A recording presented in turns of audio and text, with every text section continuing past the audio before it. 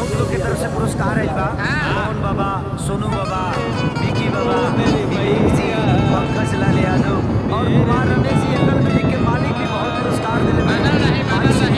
यहाँ पे हमेशा फंडिया बरसावत रही।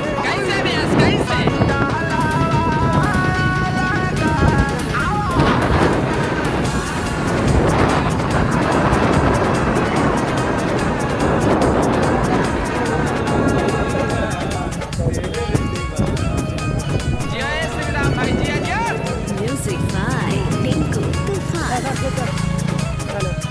ऐसा पारा किंग के मालिक मिथिलेश सिंह जी की तरफ से ढेर सारा पुरस्कार। कौन पांडे इसमें आओ।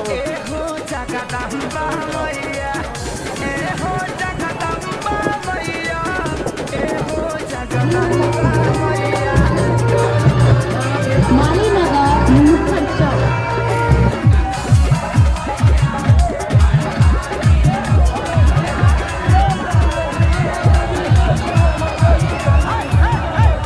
भाई देखा, जे भी कुर्सी फेंकता हम हाथ जोड़ के प्रार्थना करतनी कि रो कुर्सी मत फेंकी। ई माता के जागरण है। और कुली का नाम ना गा पाई, ऐसे थोड़ा सा बंधन बा। अरे आज